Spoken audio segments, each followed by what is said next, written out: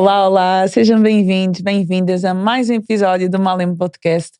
Aqui quase 20 e tal episódios estamos aqui, é a primeira vez que eu abro o Malem Podcast. Hoje vamos ter aqui uma dinâmica um pouco diferente, está-nos a faltar aqui um elemento, então estamos a sentir-se um bocadinho mais sozinhos, está-nos a faltar aqui uma pessoa, mas tudo certo, porque vamos fazer aqui magia acontecer e vai ser um episódio muito especial. O meu nome é Petra Tavares, sejam bem-vindos e se ainda não subscreveste ao canal, clica aqui embaixo, tá? Deixa o teu joinha. Como o meu colega diz, meu parceiro JPP. Alô você, tudo bem? Tudo bom? Quero começar logo mandando um grande abraço para a nossa grande audiência em Angola, em Moçambique, no Brasil também. Turma aí na França também, prestigiando o Malembe. Temos França? Temos. Como a Petra disse, hoje o Madrino não está conosco. Temos informações não confirmadas que isso se deve a uma pequena situação estética que ele foi fazer, não é? Pois é. Mas isso nós vamos confirmar. Fazer um implante capilar na Turquia, gente. Exatamente. Nós vamos confirmar em breve. Mas hoje temos, como sempre, uma convidada de garbo e elegância. Estamos recebendo a visita aqui nos estúdios do Malembe, da psicóloga, que tem nome de heroína quase, não é? Xenia é um nome assim muito, muito forte. Xenia Carlson, muito obrigado pela sua presença. Como é que você está? Eu estou ótima. Uhum. Xenia é um nome de origem árabe. Uhum. Né? Não sei se tem alguma coisa a ver com heroína, mas é uma das coisas que eu mais gosto em mim, é o meu nome.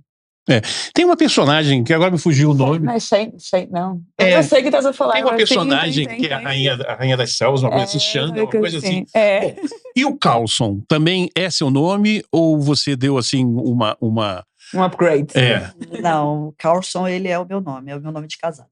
Muito bem. Ok. Nome bem interessante. Portanto, fiquem atentos ao Malembe de hoje, porque tem muita coisa interessante. Nós temos aqui uma regra, uma dinâmica de trabalho que consiste no seguinte: o último convidado deixa sempre uma pergunta para o convidado a seguir. Vai acontecer com você também. No final do podcast, nós vamos pedir para você fazer uma pergunta para alguém que virá depois de você. Okay. Na última edição, tivemos o casal de Chapa em Chapa, que são dois grandes aventureiros que resolveram viajar de carro por toda a África, 75 mil quilômetros. Estiveram aqui, contaram a história muito interessante e deixaram uma pergunta para você. Vamos à pergunta de Chapa em Chapa.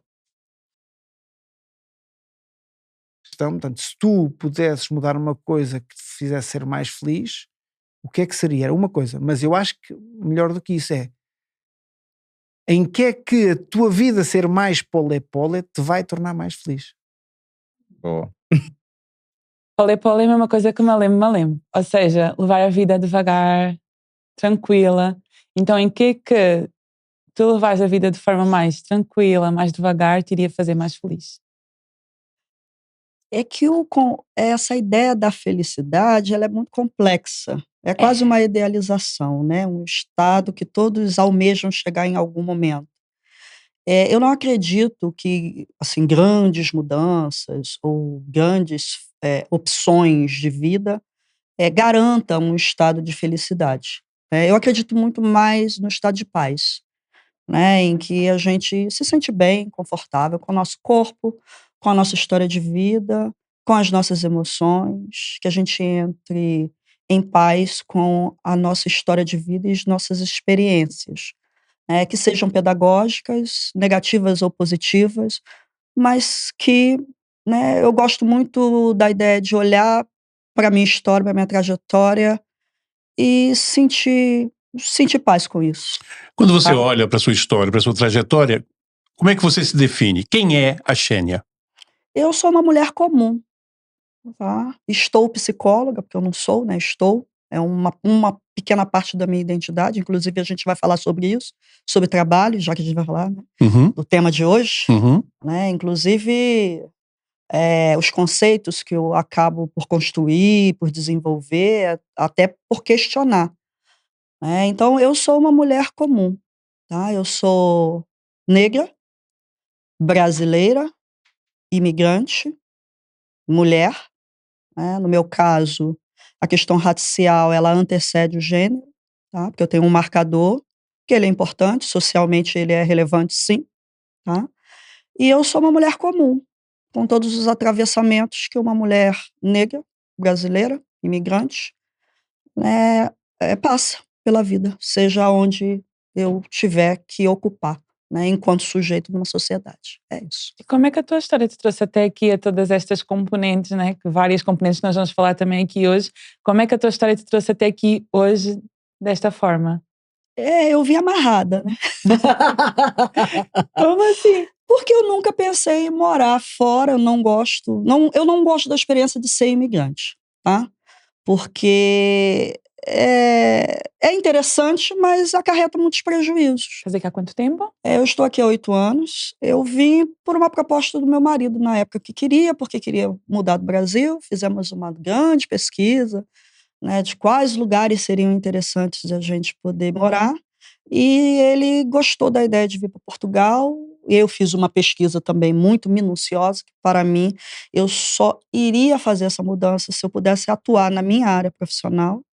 Eu não me via, assim, tendo que mudar de área, tendo que fazer outras coisas que não fosse psicologia, porque eu acredito ser boa no que eu faço, eu gosto muito do que eu faço, não estava pronta para abrir mão. Então, como eu me certifiquei de que eu poderia atuar como psicóloga em Portugal. Como o Brasil e Portugal têm um acordo amplo, que isso é muito bom, né? Pude chegar aqui, fazer todos os trâmites necessários para que eu pudesse estar, né, habilitada para atuar. De que Então, lugar aqui do Brasil estou. você é? Eu sou do Rio de Janeiro. Do Rio de Janeiro. E você disse que não se sente bem no papel de imigrante, é isso? Eu sou uma psicóloga, que eu sou especialista em racialidades e negritudes e processos migratórios.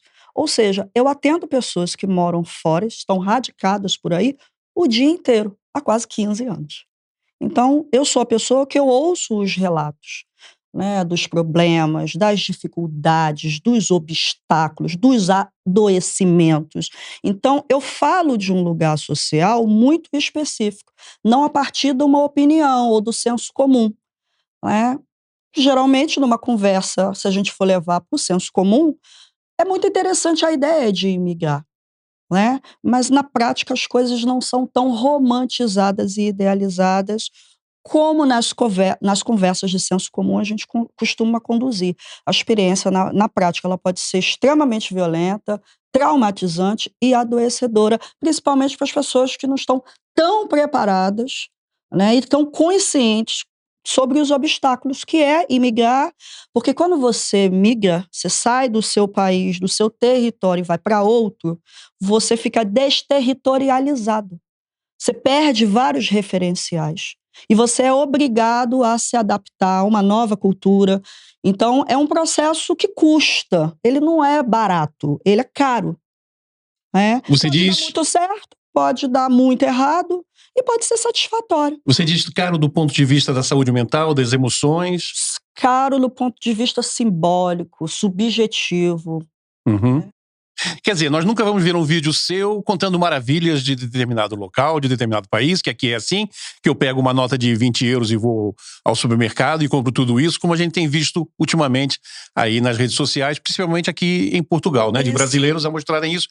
Na sua opinião, tudo isso é uma ilusão? Não, nem é uma ilusão, né? Tem um caráter concreto que a gente tem que, né, que levar em consideração, né? Mesmo porque a maioria das pessoas que migram é exatamente por esse ponto que você acabou de levantar. Para a questão financeira, para uma mobilidade social, para uma mobilidade financeira, para melhorar a vida, para ganhar mais. É o principal motivo da maioria. Não de todas, que as pessoas migram pelos mais variados motivos. Mas o principal motivo é esse. Eu vou para outro país para quê? Para vencer, para trabalhar e ganhar mais, para dar uma condição melhor para a minha família. Tá? Só que tem outros custos. Fiquei aqui com uma curiosidade. A Xénia já atendia nessa área antes de vir para Portugal? Já. Ok. E qual foi assim a diferença entre a intervenção e o sentir na pele este processo? Na verdade, a diferença foi ter me tornado também uma imigrante, né?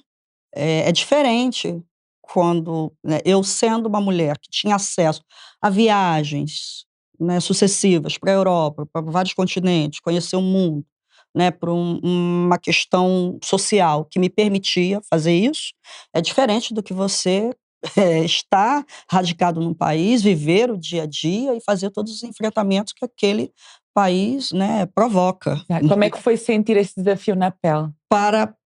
Em termos de trabalho, para mim foi ótimo, porque isso me obrigou a estudar mais, me implicar mais e também utilizar a minha experiência própria como um referencial, né? Porque é claro que um psicólogo não precisa viver todas as experiências para tratar de certas causas, né? Certas demandas que aparecem no consultório. Mas quando você tem a experiência, claro que isso lhe abre aí um campo, né, muito interessante para você tratar e as pessoas, na verdade, as pessoas confiam mais, né? A maioria das pessoas que me procuram para atendimento, fala, não, eu te escolhi porque você é uma brasileira como eu, você é uma mulher negra como eu, é uma mulher racializada como eu, e você também é imigrante como eu. Então, eu acho que você vai entender. No mínimo, entender eu vou, né? Então, aí é claro que aí tem todo um arcabouço teórico, né, que vai me ajudar, técnico que vai me ajudar a ajudar essas pessoas. Desculpa a minha ignorância, explica para mim e para muita gente que está assistindo, o que é uma mulher racializada? Uma mulher racializada é uma mulher não branca. É uma mulher não branca. Uma pessoa racializada é uma pessoa não branca. Tá? Porque quando a gente fala de raça, geralmente tem essa dicotomia entre branco e preto. Não, a árabe é uma pessoa racializada, um chinês é uma pessoa racializada.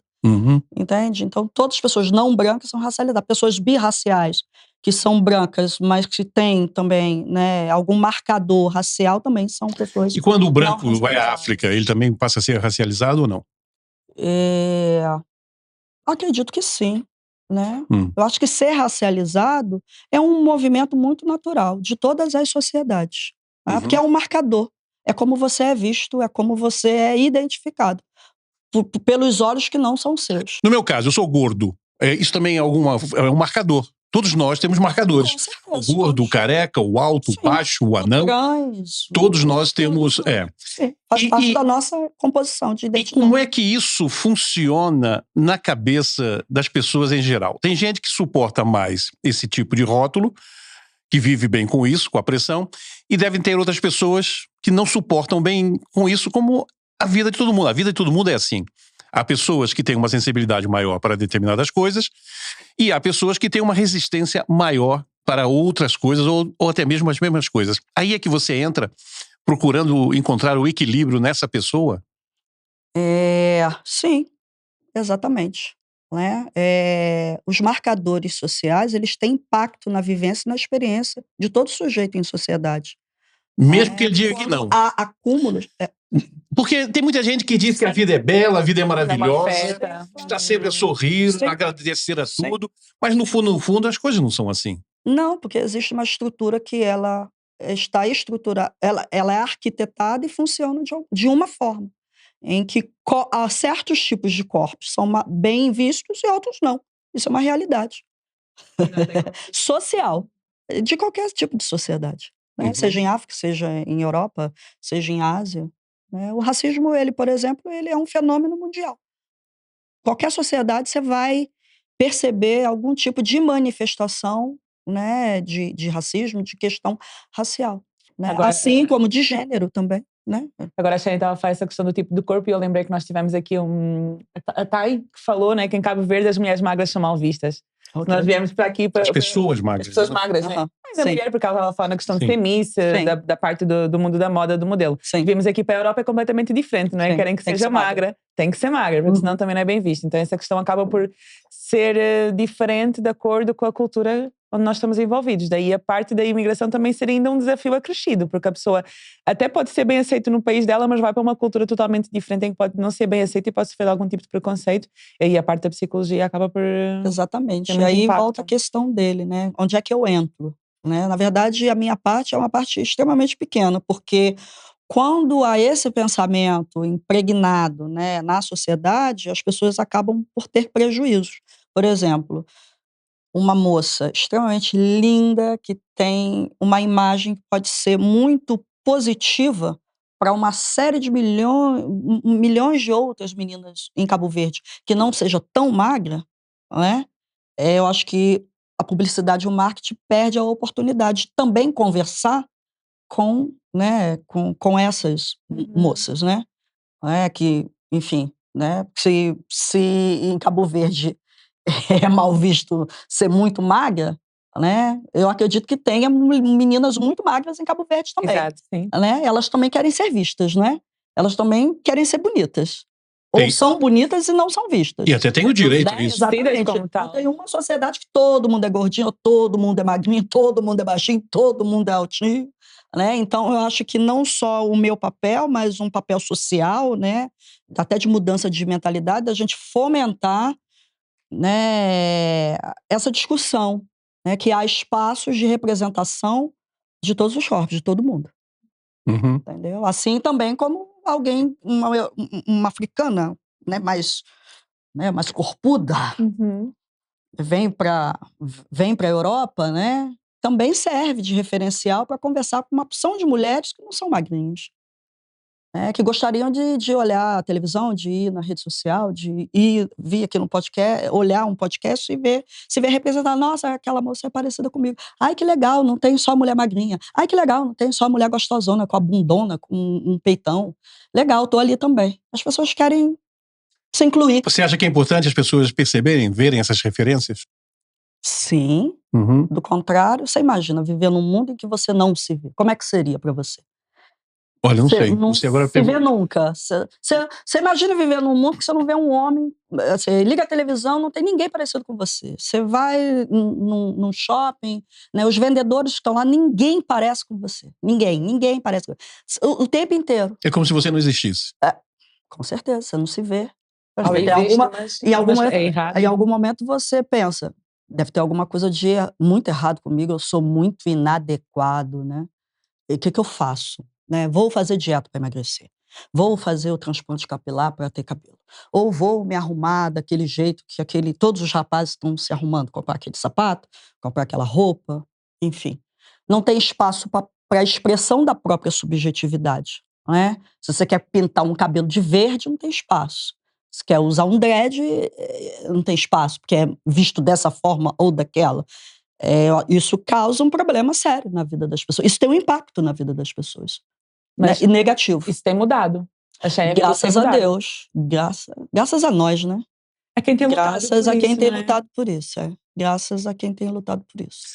Você, no início do programa, que já não faz assim tanto tempo, você disse que é uma mulher normal, que experimentou a experiência da imigração, que estudou muito antes de vir para cá, investigou muito. O que é que você descobriu só depois que você já estava aqui?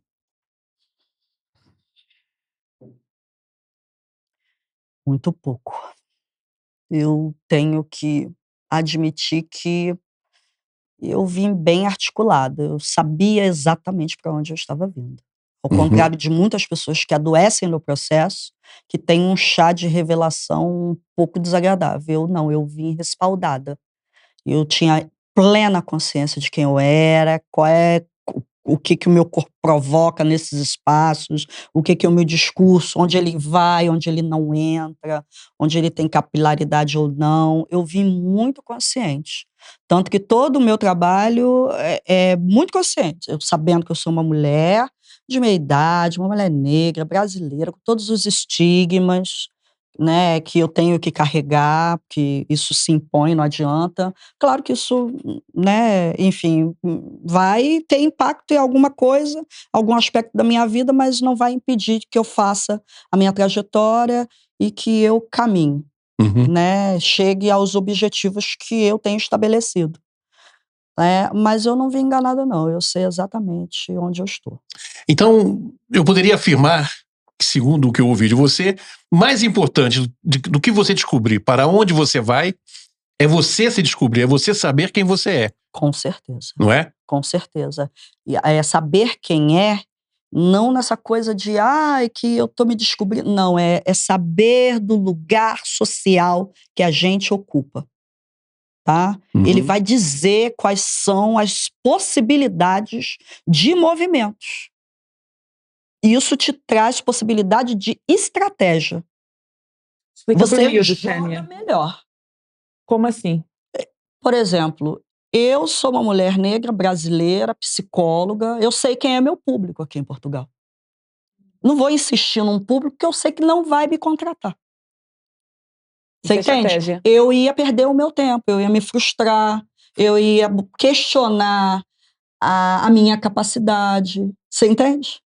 Muita gente sabendo quem é o meu público, eu não perco tempo. Muita gente que está assistindo agora e vê você falando assim, pode notar algum tipo de arrogância em você?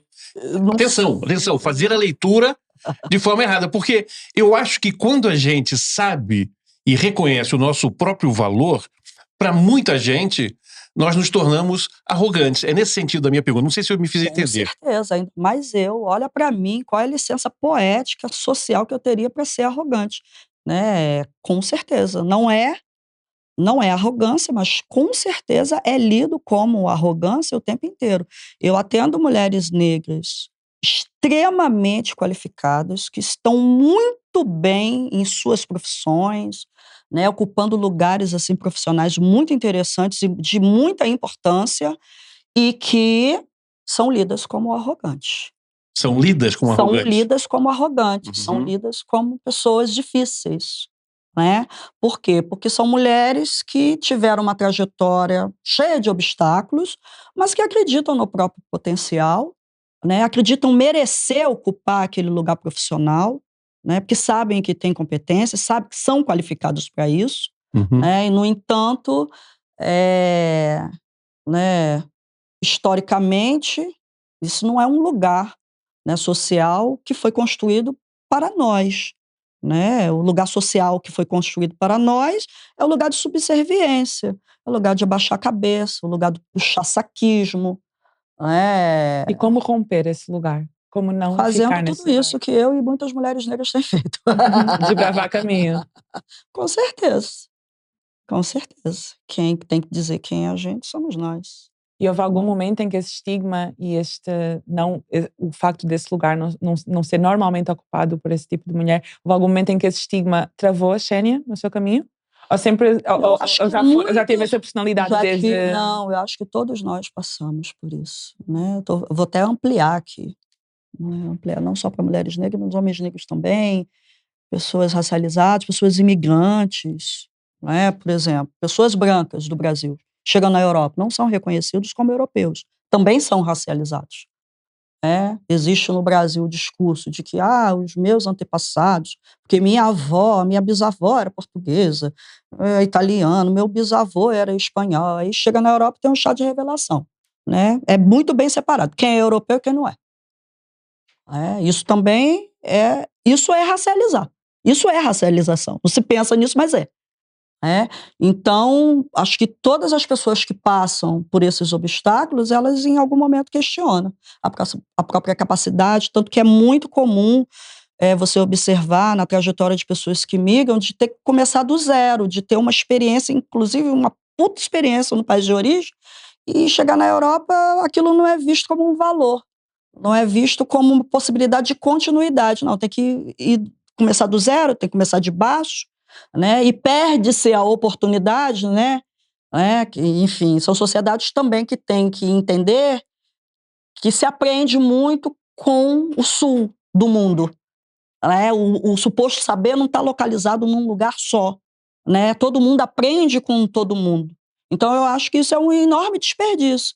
Eu atendo pessoas brasileiras, né, no mercado de trabalho aqui na Europa, que são podadas o tempo inteiro, que são interditadas o tempo inteiro, sabe? E que tem uma porção de valor para oferecer. E eu vejo ali, enfim, uma equipe que está perdendo uma enorme oportunidade, né? De pessoas que têm uma ótima comunicação, têm um ótimo jogo de cintura, entende? Então, a gente tem que aprender, né? Trocar saberes. O conhecimento, ele é uma construção coletiva. Ele não é uma construção individual. Se eu estou aqui falando com vocês, é porque eu tive, na minha trajetória, milhares de mulheres que puderam sentar na minha frente, contar suas histórias, dividir suas dores, e eu aprendi com todas elas. É por isso que eu estou aqui. Uhum. Ia dizer que, em vez de se aproveitar aquilo que a pessoa tem de diferente e de bom para acrescentar, quer se tornar todas as pessoas iguais. Não, como o diferente fosse um defeito, Exato. né? E o diferente não, o diferente é muito interessante. Mas como é que você Pode ser atua? Eu sou um brasileiro que trabalho numa empresa em que eu não sou valorizado. Você não tem condições de mudar a empresa. Você vai ter condições apenas de mudar a minha maneira de ver as coisas ou de pensar. Como é que você corrige isso numa pessoa? Como é que você trata da saúde mental dessa pessoa que está a sofrer esse tipo de preconceito? Exatamente. Então, se a pessoa chega na terapia, né, e a queixa dela é o trabalho, exatamente, ó, estou num trabalho em que eu não sou valorizado, tá? Não sou valorizado, tem aí uns colegas que são sempre promovidos e eu nunca, estou me sentindo mal, não consigo crescer na empresa, então a gente vou ter que ouvir minuciosamente e fazer uma avaliação. Primeiro ver quais são as expectativas e a relação que essa pessoa construiu com o trabalho. A primeira coisa que eu vou avaliar é isso, né? O trabalho dela, como é que está o trabalho dela? É o centro da vida dela? Não tem mais nada de interessante na vida dela? É só o trabalho? Como é que estão as outras dimensões? Porque o trabalho é uma dimensão só da vida, só uma.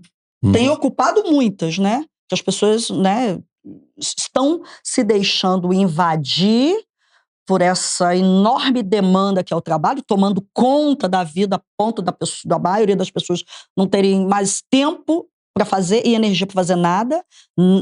Isso é um erro, né? Mas é uma demanda bem estrutural de como está a relação do trabalho hoje no mundo. Não é nem um país e uma cidade, no mundo, né? O trabalho está tomando um espaço que nem é para tomar tanto.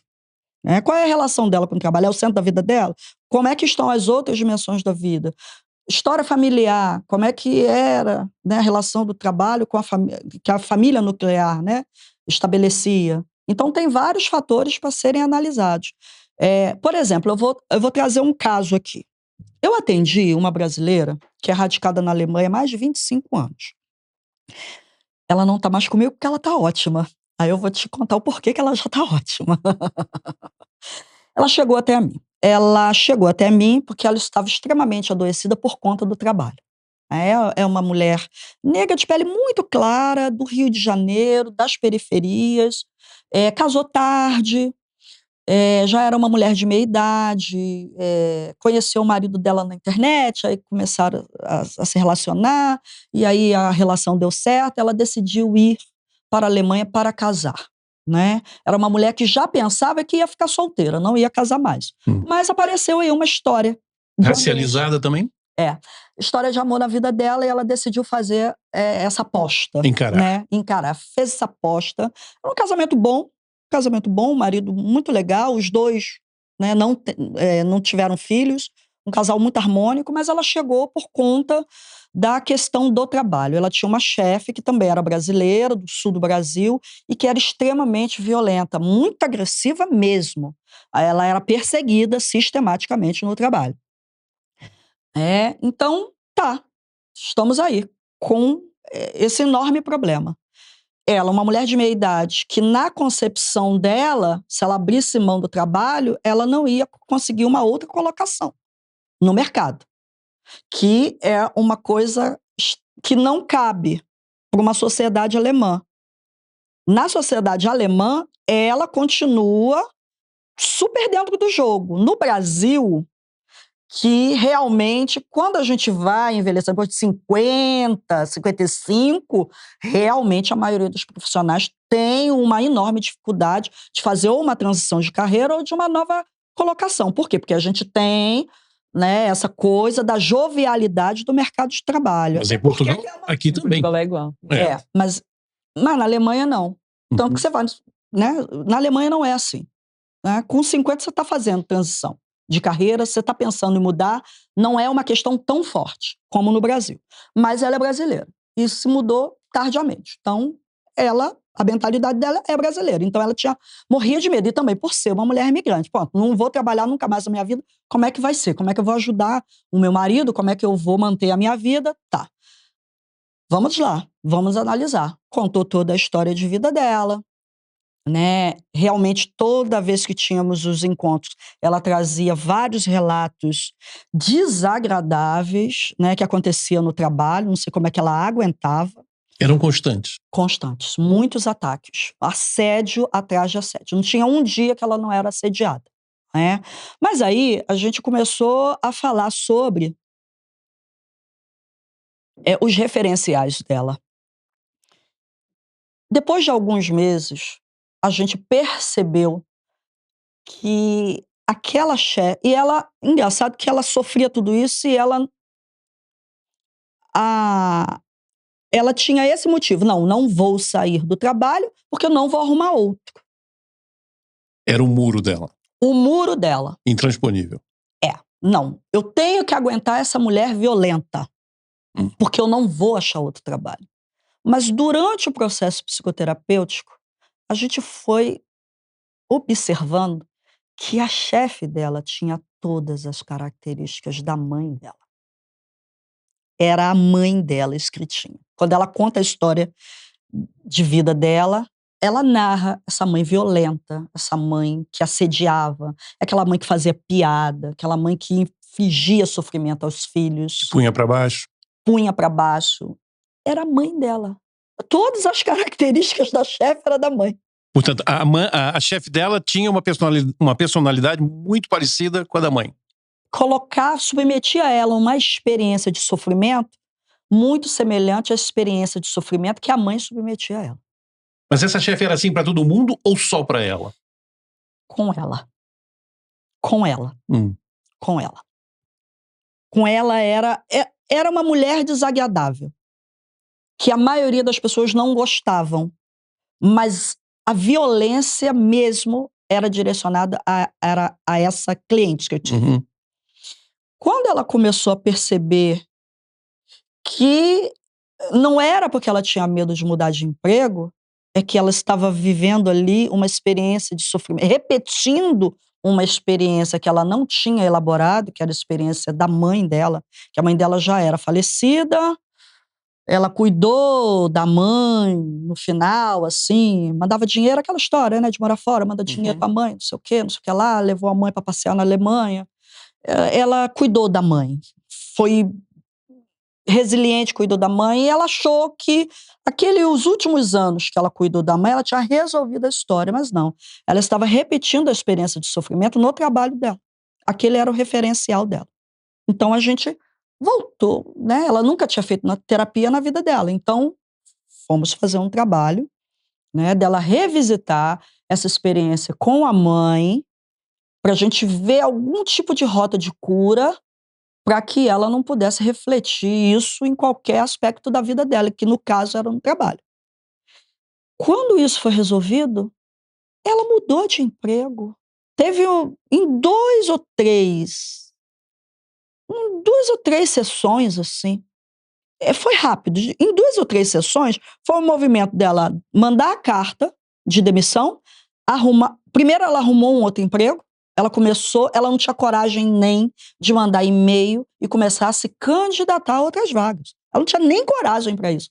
Ela fez esse movimento, conseguiu algumas entrevistas, passou em uma, conseguiu fechar, mandou a carta de demissão, né? E eu lembro também que a despedida dela no último dia, teve uma festinha de confraternização e a chefe não foi trabalhar naquele dia.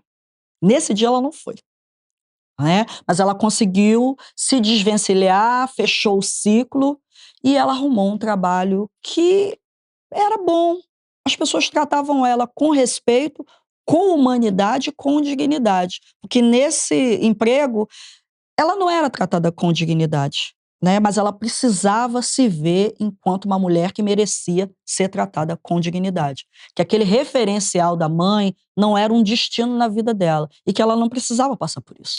Você quando começou... Não, eu só ia dizer que acho que isso prova, responder à tua pergunta, sim. que fizeste nisso, isso prova que não é o contexto, é como é que a pessoa se vê naquele contexto, né? Exatamente, é como é que a relação, contexto. Exatamente, eu tenho que entender melhor a relação, que às vezes o trabalho tá ruim, mas tem outras coisas que estão, entendeu, submersas. Então, o trabalho do psicólogo é ver o que está submerso. Mas você, quando começou a contar esse caso, você usou a expressão que o trabalho estava a adoecer aquela pessoa. Com certeza. Quais são os sintomas que uma pessoa adoecida pelo trabalho pode apresentar? Tem os sintomas físicos, né, de adoecimento mesmo, dor de cabeça, sensação de muito estresse, sinais de depressão, né, apatia, falta de motivação, cansaço, exaustão, insônia. Né? Então tem os sintomas aí fisiológicos, psicofisiológicos. Tem os sintomas comportamentais. Você se torna uma pessoa mais irritada, mais impaciente, ou fica mais reclusa, fica mais insociável, não quer muito saber de interação, está sempre cansada ou não suporta, né, a interação social assim, num longo período. Tem coisas comportamentais, então a gente tem que ir avaliando. E você acha que isso é tipo uma areia movediça, que as pessoas vão se afundando nisso tudo e nem se percebem? A maioria das vezes, sim. Quem chega adoecido por conta do trabalho, né? Primeiro que, enfim, né? As pessoas não têm escolha. Assim como essa minha cliente que via, para ela era uma certeza de que ela não ia encontrar outro trabalho e não ia poder se sustentar. Isso é uma realidade para todas as pessoas. Todo mundo tem medo disso. Qualquer um que pense em mudar de trabalho, a primeira preocupação é: será que eu vou conseguir? Será que eu vou arrumar uma colocação que me paga a mesma coisa? Será que eu vou conseguir trabalhar na mesma área ou fazer alguma coisa já semelhante ao que eu faço ou melhor? Não vou precarizar a minha história profissional? Todo mundo tem medo, então isso é uma realidade. Então por isso as pessoas vão suportando também, né, o adoecimento e o incômodo. E há coisas também que são crenças que nós temos também incutidas pelos nossos pais e pela sociedade, porque é do género, não trabalha mesmo assim, nós não temos que gostar daquilo que fazemos, trabalha para pagar contas. Exatamente. Então aguenta, não é? Exatamente. E que viram pais a terem trabalhos que também não gostavam dos trabalhos que tinham. Então isso acaba por também vir como uma crença que nós herdamos dos nossos pais, né? Mas é possível você trabalhar e gostar do seu trabalho. Muito possível, graças a Deus, né? É muito possível, muito possível. É muito possível ter uma experiência laboral tranquila, satisfatória. Você vai lá, faz o que tem que ser feito, né? É possível ter um ambiente de trabalho harmônico, sem violência, sem assédios. Tudo isso é possível. Agora, demanda esforço de todas as partes. Exato. O JP tocou agora nessa parte dos sintomas, sinais, e podemos aqui entrar no tema do burnout e Sim. algo que a Xénia fala bastante, que é o burnout racial. Sim. Defina aí burnout racial para nós, para a nossa audiência. O que é burnout racial? Então, por conta de tudo isso que eu já contei aqui para vocês, né, tudo que eu discuto, assim, qualquer tema que eu coloco na mesa, assim, que eu acho interessante discutir, falar sobre, sempre vem da minha experiência profissional, tá? Quando eu percebo uma queixa que é muito frequente, mas muito, todo mundo praticamente vem reclamando da mesma coisa, eu falo, não, tem alguma coisa aí, né? Não é normal, ou não está todo mundo mentindo. Não é coincidência. Não é uma coincidência, né? Essas pessoas, né, elas estão falando algo que é recorrente, então a gente tem que né, olhar para isso. Isso, né? É o mínimo que eu posso fazer enquanto uma profissional ética. Então, chegam clientes já com o diagnóstico. Hoje tem o Google, tem o YouTube, tem tudo, né? Então, né, as pessoas... Que eu acho interessante, eu acho que o conhecimento tem que estar circulando mesmo, todo mundo tem que ter acesso. E chegam, então, eu estou com burnout. Não, eu estou com um problema no trabalho, está muito difícil, então eu acho que eu estou com sintomas de burnout. E aí eu tenho que fazer uma avaliação, porque o psicoterapeuta que acompanha pessoas que sofrem de burnout, né, tem que ter critérios, porque tem sintomas que são específicos, a gente tem que certificar realmente que o problema vem da atividade laboral, né, porque o burnout, ele é uma condição de estresse crônica, que advém do trabalho. Assim ele foi estabelecido enquanto conceito, enquanto fenômeno, enquanto transtorno, tá? Nem é um transtorno, é um acometimento, é um tipo de adoecimento que advém do trabalho. Então, a pessoa chega, eu tô com burnout, então eu tenho que investigar melhor, né? Porque pode ser que a pessoa precise de um laudo, pode ser que a pessoa precise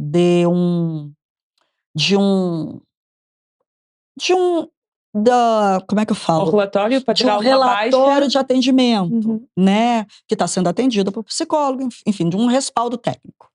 Então, eu tenho que avaliar, né? Então, o burnout é isso. É uma condição, né, que leva as pessoas a um estresse crônico. E o burnout é muito perigoso, porque quando as pessoas deixam aprofundar muito, quanto mais aprofunda e quanto mais se adoece, maior é o tempo de recuperação. A maioria dos casos realmente precisa da baixa, né? Precisa ficar em casa. Tem casos que precisam de medicação, né? Aí eu já não posso acompanhar sozinha, eu vou ter que, né, fazer um atendimento aí mais multidisciplinar, fazer encaminhamento para o serviço de psiquiatria. Então, é assim que funciona. Mas isso tudo ligado ao trabalho. Ao trabalho. Você ainda não entrou na parte do racismo, não? Tá. Certo. E aí, quando eu ouço de milhares de pessoas, dezenas, centenas de pessoas, negros, que vêm com essa experiência, né, de adoecimento no trabalho, eu começo a notar algumas coincidências. Tá? Que aí ela chega e fala, eu tenho burnout. Eu acho que estou com burnout. Eu acho que sofro do burnout. E aí eu avalio, tá, ela realmente tá aí com uma exaustão, tá com falta de motivação, né? Sofreu lá um assédio do líder, do chefe, que isso é uma coisa também que coloca, né, a pessoa numa probabilidade de adoecimento.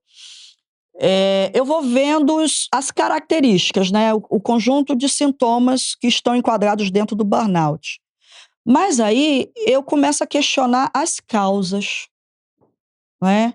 Eu começo a perceber no relato dessas pessoas que as causas não são tão semelhantes às causas, né, ligadas ao burnout tradicional enquanto conceito. Tá? Eu começo a perceber que são pessoas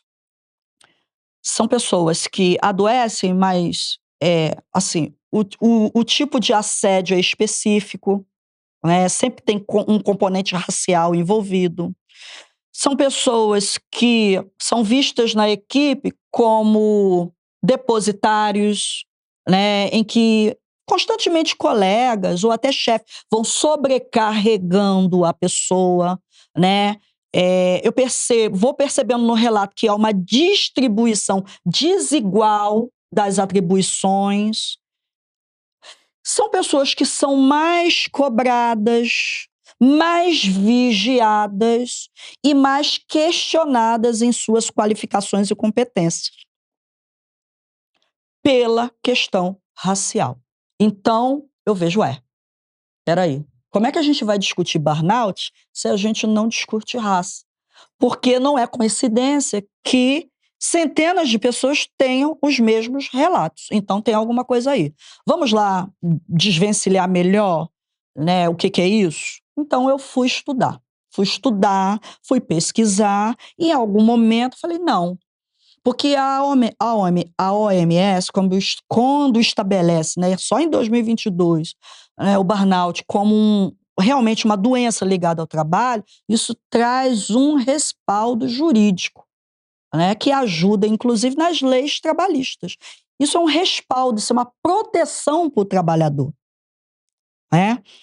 Como é que a gente estende, né, isso pensando na questão da diversidade, na questão da inclusão, que é tão falada pelas empresas, mas que é pouco praticada. E aí? Por que essas pessoas estão adoecendo ainda por essas questões?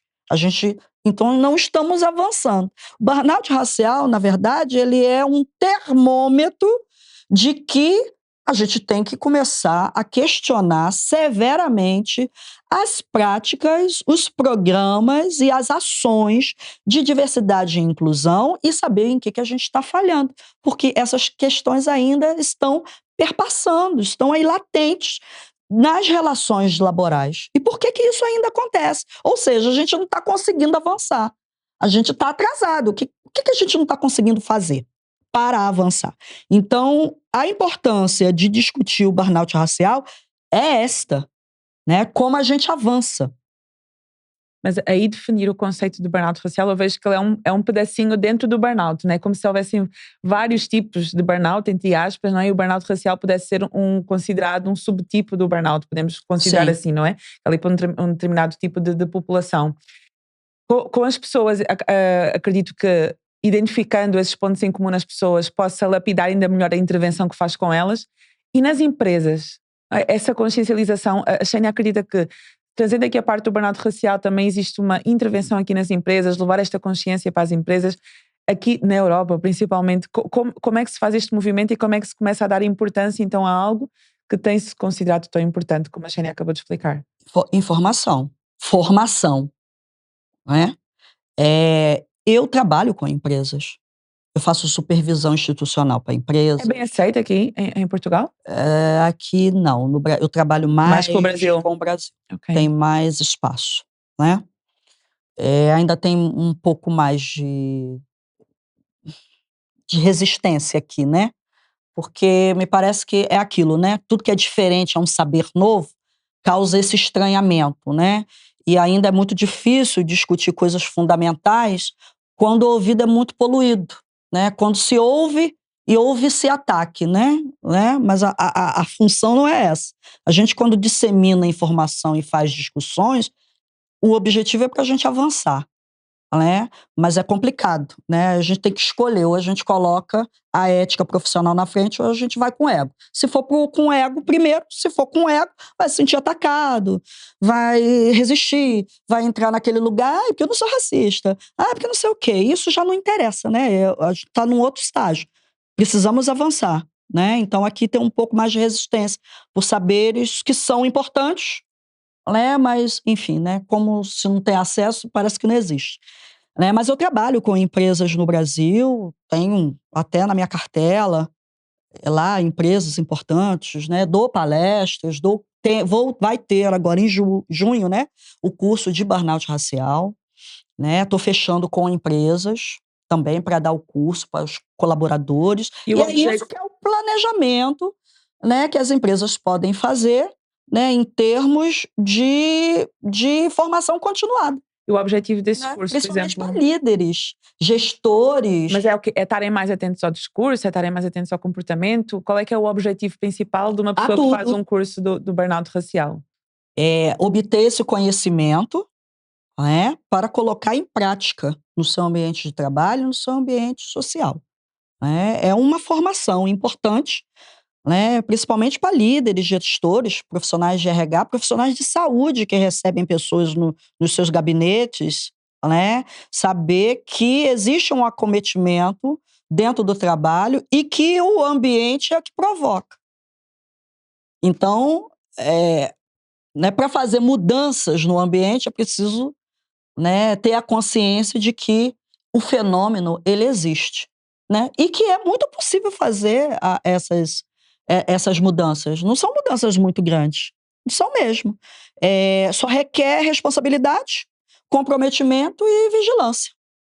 Né? E saber. Né? Você não tem como resolver um problema se você não sabe se ele existe. Né? Ou se as pessoas estão falando e você está dizendo, não, é coisa da tua cabeça. É a sua imaginação, né? É a sua percepção. Né? Então, é muito sério isso. Né? Você coloca o indivíduo numa experiência, num lugar de não experiência. Quando você fala, olha, é coisa da tua cabeça, isso não existe, você está desmentindo a pessoa. Está dizendo, olha, não, essa experiência não existiu.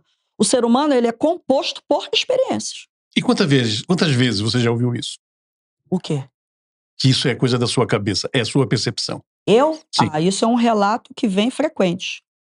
Pessoas negras, racializadas, imigrantes, Não, você está exagerando, isso é coisa da tua cabeça, não é bem assim, você entendeu mal. E quando a pessoa que está no local de trabalho ouve constantemente esse tipo de comentários, como é que se trabalha isso? Porque aqui estávamos agora a falar da parte das empresas, da parte de uma pessoa que, reconhece que eu estou a sofrer de burnout racial.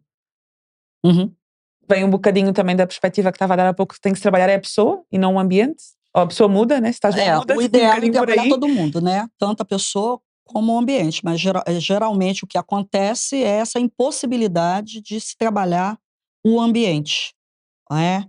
Que as pessoas, inclusive, têm medo de se colocar por serem retalhadas, né? Que elas sofrem retaliação. Eu, por exemplo, essa semana eu recebi, né, uma nova cliente, né, que está num país nórdico e que ela trouxe uma experiência, né, bem comum, tá? Vou falar aqui uma experiência comum. Tá? Um colega de trabalho fez piada com o cabelo dela. Isso é extremamente inapropriado.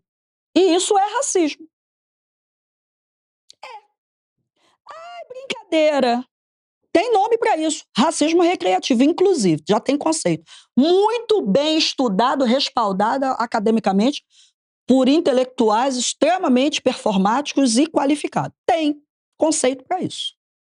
Tá? E aí, né, torna-se aquele... Aí, né, enfim, forma-se aquele desconforto desnecessário. Né? Porque lugar de trabalho não é lugar para isso. A gente não está na cozinha de casa quando a gente está no trabalho. Né? E quando a gente vai interagir com ambientes diversos, a gente tem que estudar, a gente tem que ter mais cuidado para não ofender as pessoas, não desumanizar as pessoas. As pessoas não são objetos, né, de entretenimento. Né? Assim como o rapaz está lá para trabalhar, ela também está. Os dois estão lá para trabalhar. Então, são atitudes que são inadmissíveis, embora sejam vistas como é uma brincadeira. Né? A gente já passou desse patamar. Né? A vida não é brincadeira. Né? O mundo está muito violento.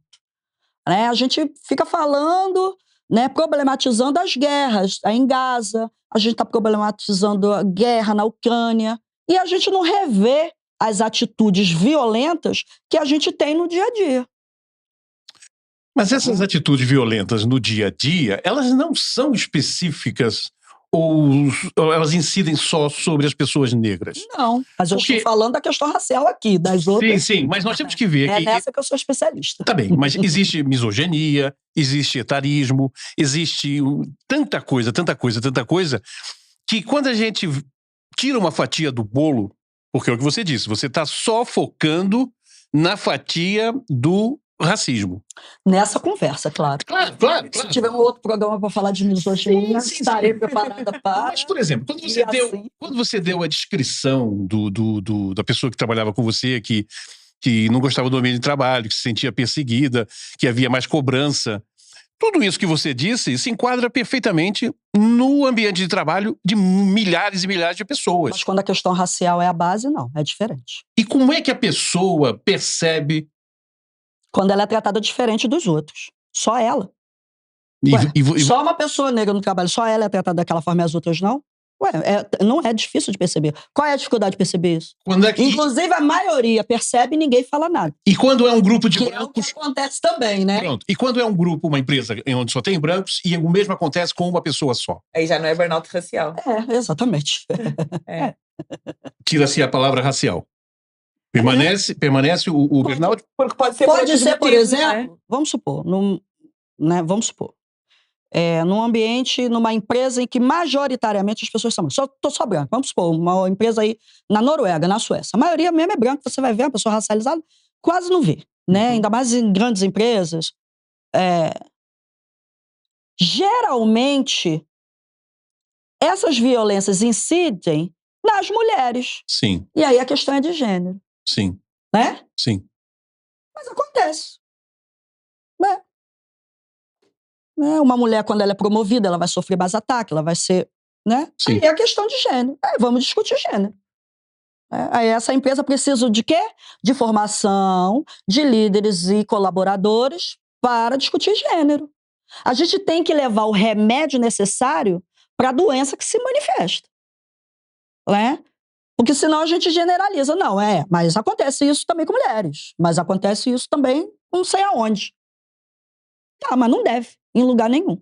Se acontece, a gente tem que criar medidas, né, para diminuir o impacto e o sofrimento das pessoas. A gente está falando de práticas que colocam pessoas em sofrimento. Eu não sei bem se as pessoas entendem isso. Porque isso é muito necessário que as pessoas entendam. Acho que ainda vem como uma frescura, não é? Um detalhezinho que acontece. Tem que entender. Acho que não se vê que realmente a pessoa sofre por causa disso. A pessoa adoece. Tem gente que adoece. Você imagina você saber que você está fomentando um ambiente, que um colega seu vai entrar numa depressão e vai ter que ficar de baixo em casa. Isso é certo aonde? Em que momento a gente normalizou isso? É uma coisa muito estranha. Eu acho que pelo menos é um bocadinho a minha perspectiva. Estamos muito habituados a colocar a responsabilidade, e a Xana há bocadinho tocou nisso, a culpa na pessoa quem recebe a violência. Ou seja, como quem é fraco. É só uma brincadeira. Como é que estás a levar essa responsabilidade? Não, ainda mais se tratando de trabalho, né? Nada é individual, tudo é coletivo. Então, a gente tem que tratar o coletivo. Então, falar de burnout racial é tratar da questão de forma coletiva, para que as pessoas tenham, né, acesso ao conceito, ao conhecimento, à pesquisa que está sendo produzida, aos relatos e ao fenômeno, né, para a gente poder traçar rotas de cura coletiva. Né? Se o problema é coletivo, a gente tem que curar também coletivamente. O que não é muito difícil, tá? Só falta a boa vontade. Nós estamos quase chegando ao final da nossa entrevista. Quem está assistindo você agora e gostaria de entrar em contato com você, como é que a pessoa deve proceder? Eu sou fácil de achar. Tem o meu site, www.xeniacarlson.com. É um site muito intuitivo, interativo. Vai lá, marca consulta, tem e-book, né? Tem também... Mesmo quem está fora de Portugal, de qualquer lugar do mundo. Qualquer lugar do mundo. Qual é assim o seu... muitos artigos publicados, os mais variados, assim como você falou, né? Daí, se a questão for outra, também trato dos temas mais variados. Eu não trato só, né, de questões raciais, né? Eu sou uma psicóloga, eu trato das questões do humano. Né? Então, eu tenho muitos artigos publicados, né, com as questões, né, do adoecimento psicológico, com as questões do feminino, questões do bem-estar. Tem muitos artigos publicados, as pessoas têm acesso. Né? Eu discuto os mais variados temas, porque eu também não gosto de afunilar, não gosto de ficar preso, porque eu também não quero ser conhecida psicóloga que só trata de negro. Não, eu até pessoas brancas também. Sim, até muitas pessoas brancas. A maioria. A maioria é negro, porque eu vou te falar, é o que eu faço melhor. Que é normal. É o que eu faço melhor. Sim, mas você também abrindo o leque, você acaba encontrando, às vezes, razões e descobre coisas que vêm de encontro ao que você faz de melhor. Sim. Não é? Sim. A diversidade também aí ajuda. Sim. Por mera curiosidade, qual é assim o seu, não sei se o termo certo é cliente, qual é o seu cliente que mora mais longe de você? Nossa, tem Nova Zelândia, tem Emirados Árabes. E chegam até você? Tive, mas quando o fuso é muito, por exemplo, Nova Zelândia está 15 horas. Estava 15 horas do Brasil, aqui acho que está, porque eu estava no Brasil. Estava no Brasil, né? Comecei a atender essa moça, estava dando 15 horas. Né? Aqui caiu para 11, 10. Isso. Tem fusos que são muito complicados, mas a gente dá um jeito, entendeu? Dá-se um jeito, entende? E aí, mas são pessoas do mundo inteiro que me encontram. Porque tem brasileiro no mundo todo. E você está aqui em Portugal já há quantos anos? 8. 8 anos. 8 anos. Atendo também portugueses, mais da área LGBT que chegam. Os mais tradicionais, dos héteros, não chegam muito, não. Acho que preferem estar com outros terapeutas. E tá ótimo também que a gente tem essa coisa, né, de escolher. É muito importante, porque é uma relação. Isso, né? Hoje em dia existe essa hipótese de escolher uma pessoa com quem eu me identifico mais a olhar para ela. Sim, eu acho que não. Deve. Deve. Sim. Deve. Eu queria, nem sei quanto tempo é que nós temos. Eu queria perguntar, no Brasil, a Shane trabalha bastante com o Brasil, com empresas do Brasil. Bastante. Aqui em Portugal, como é que vê o seu percurso para desbravar e para conseguir entrar mais aqui? Porque eu acho que trazer esse tema aqui para a Europa, para Portugal, seria muito importante. Eu acho que eu tenho coisas extremamente importantes e valiosas para tratar aqui, mas eu vejo muita resistência, tá? Ainda tem muita resistência. Eu acho que a maioria ainda, né, olha para o meu trabalho, né, com uma visão assim de extremismo, né, acha que o meu discurso é um pouco incômodo. É uma pena, é uma pena. Estamos perdendo oportunidades aí de a gente trocar saberes que são tão importantes, inclusive porque Portugal tem que avançar muito em muitas coisas. Tem muitas coisas que, comparado ao Brasil, está muito atrasado. Então, precisava dar um salto, né? E eu acho que eu seria extremamente útil nesse sentido. Útil mesmo. Está a fazer o caminho, não é? Está a fazer. Eu estou tranquila também, né? Eu trabalho muito, eu sou muito bem-sucedida e eu tenho uma alegria enorme, né, de ser uma mulher imigrante brasileira, negra, vivendo em Portugal e poder me sustentar, viver muito bem da minha profissão, ser reconhecida, ser respeitada no meu segmento. Então, assim, são coisas importantes. Como é que você sentiu e como é que você analisa o resultado das últimas eleições aqui em Portugal? Aqui? Com a subida da direita. Eu não estou surpresa. Nem um pouco. Nem um pouco. Eu acho que, inclusive, se não tiver cuidado, né, tem que tomar muito cuidado, né, porque flertar com extrema-direita é meio complicado. Né? Eu acho que política não é fla-flu, não é brincadeira. Eu acho que política é uma coisa muito séria. Eu acho que a hostilidade, né, das relações entre nacionais e imigrantes, enfim, está levando para um caminho que é um pouco perigoso. Eu acho que as pessoas daqui têm que ter um pouco mais de consciência. Mas eu acho muito perigoso flertar com extrema-direita. Geralmente, paga-se um preço muito caro. E Portugal é um país que não é um país rico, é um país pequeno. Eu acho falta mão de obra. Falta mão de obra. Mas por que não te surpreendeu? Por conta do pensamento, por conta da mentalidade social. Tá? Eu acho que Portugal tem que fazer uma reavaliação muito profunda, principalmente da sua história, da sua ancestralidade, sabe? Não entraram em paz. Ainda são muito resistentes. Eu acho que é uma mentalidade assim muito resistente, muito... Tudo é muito ameaçador, sabe? Mas essa visão do coletivo é sua ou é da profissional de psicologia? Da profissional de psicologia. Você percebe isso no coletivo? Na profissional de psicologia. Você acha que ainda tem dívidas emocionais que não foram... Eu não consigo separar. Pois, claro. Né? Claro. Eu sempre vou fazer uma avaliação mais profunda. Não vou conseguir fazer. Eu não vou conseguir olhar para uma coisa e falar... não consegue separar. Não consigo separar. É aquele tipo de psicólogo que está a almoçar contigo e está a avaliar. Porque não nem isso, mas eu acho que a gente tem que tocar nesses assuntos com a profundidade necessária. E talvez por isso que está demorando a mudança, sabe? Então, eu acho que a sociedade portuguesa, ela precisa de uma avaliação mais profunda sobre a própria mentalidade, o próprio comportamento, a própria postura, sabe? Reaprender a dividir o mundo, reaprender a dividir espaços, sabe? E não olhar para tudo como se tudo fosse tão ameaçador, tão invasor, né? E aí, por isso que eu falo da ancestralidade, né? Em que medida se curou também um arquétipo, né, que é do invasor. Está na nossa história, está na nossa transgeracionalidade, na nossa ancestralidade. Não adianta olhar para o presente e dizer que não existe. Isso tudo forja sujeitos, forja mentalidades e está no nosso campo mental e emocional. Então a gente tem que olhar com cuidado e reavaliar e curar. E quando você afirma isso num podcast que vai para a internet, a opinião dos haters, daquelas pessoas que só estão ali para destilar ódio, não te preocupa?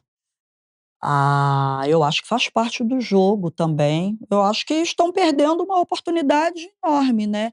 Eu acho que as pessoas dão o que tem, né? O hater dá o que tem, né? Ele tem o quê? Tem ódio? Ele vai dar mais o quê? Se ele só tem ódio, né? E principalmente olhando para uma mulher como eu, né? O que ele tem para dar, né? Eu já espero que ele só tenha ódio para poder me direcionar. Não surpreende também. Nem um pouco, mas também isso não me desqualifica em nada, e nem milhares de pessoas que parecem comigo. Na verdade, é uma avaliação, pessoal do que eu percebo, válida como todas as outras também, né? As pessoas têm o direito, né, de ter a própria percepção e de fazer uma avaliação, e eu acho que é mais uma proposta mesmo, né? Não estou aqui dizendo verdades, mas estou falando aqui de percepções que não são só minhas, né? Existe um grupo social enorme, radicado aqui, que percebe, tem a mesma percepção, inclusive, né? Mulher, psicóloga, 7 anos de Portugal, 8. Imigrante, 8, negra, dia a dia, supermercado, bomba de gasolina, farmácia. Alguma vez você ouviu Volta para Sua Terra? Já. Já ouvi. E como é que lida? Ignorando. Dependendo do dia, né?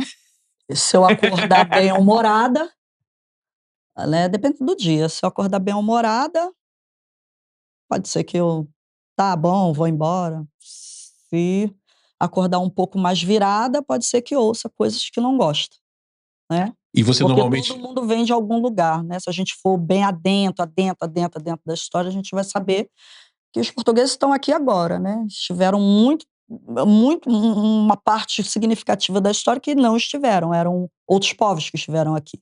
Então, assim, a gente tem que tomar cuidado, né? Porque, enfim, né? Todo mundo tem passado. E você acorda normalmente bem-humorada ou são mais os dias em que você acorda mal-humorada? Que isso possa acontecer? Não, você... No cotidiano? No dia a dia.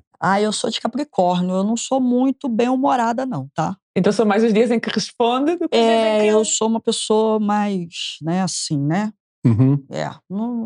Não sou muito bem-humorada, não. Tenho que confessar, eu sou uma capricorniana um pouquinho rabugenta, né? Mas que leva a vida com a seriedade que ela requer.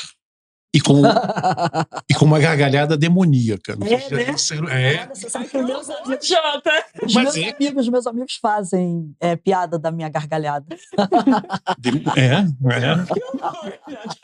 Mas combina com o meu humor. Eu peço...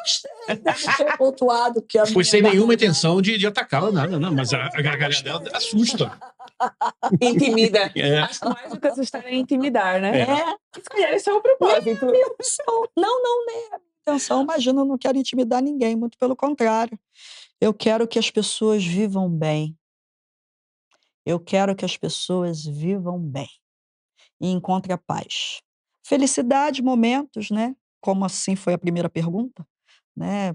Pequenos momentos de felicidade, satisfação, de partilha, né? De trocas, boas trocas afetivas, mas dá para a gente viver bem, né? E a psicologia está aí para ajudar. Nós temos que terminar, mas vou te pedir algumas coisinhas antes. Eu queria que você olhasse para a câmera e dissesse alguma coisa para aquela pessoa que neste momento está pensando em deixar o seu país e imigrar. O que você aconselha? Ótimo, isso é muito bom, hein? Você que pretende, tem o sonho de viver em outro país, que é legítimo, tá? Se você tem o sonho de viver em outro país, você tem todo o direito. Tá? Mas eu percebo, na minha clínica, as pessoas que me procuram, que a maioria, né, não tem um projeto bem amarrado para fazer essa mudança. Então, pesquise muito bem o país que você pretende mudar, né? Se organize financeiramente para isso. Verifique também se você tem uma rede de apoio mínima para poder, né, te dar um suporte para quando você chegar, pelo menos nos primeiros 6 meses, 1 ano. Tá? Tome decisões em relação à sua área profissional, que pode ser que tenha país que você queira migrar, que você não vai poder atuar imediatamente, né, no seu segmento profissional. E isso é uma coisa que você vai ter que estar bem resiliente para poder suportar. Tá? E, principalmente, cuide da saúde mental, porque se o negócio apertar, procure ajuda, não deixa passar. Não deixa, porque, olha, eu recebo coisa aqui que já vem ruim e não é legal. Como é que você define a vida numa só palavra?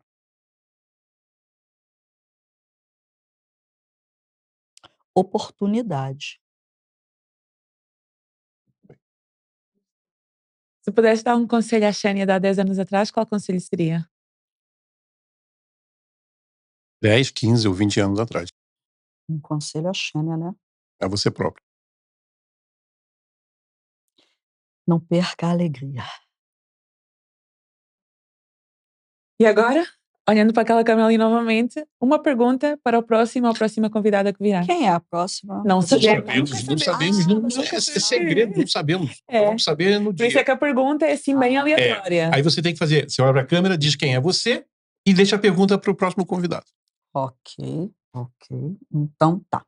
Eu sou Xênia Carlson, eu sou psicóloga, mas vou fazer a pergunta enquanto Xênia mulher.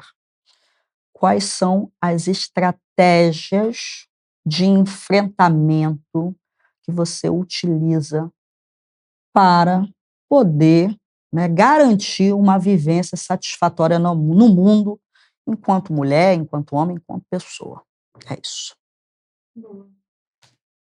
Foi um prazer, né? Nossa, falei pra caramba. Né? Você falou pra caramba, mas foi ótimo. Você me fez perceber determinados pontos e ver a vida de determinados ângulos que eu te confesso que do alto da minha idade eu não tinha me apercebido.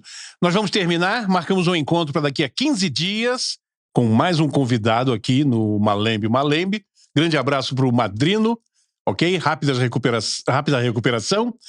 E a gente está por aqui contando com você. Um abraço. Não deixe de marcar o sininho aqui embaixo no YouTube, para sempre que tiver um episódio novo, você ser avisado. Obrigado a todos vocês. Boas semanas. Obrigada. Tchau, tchau.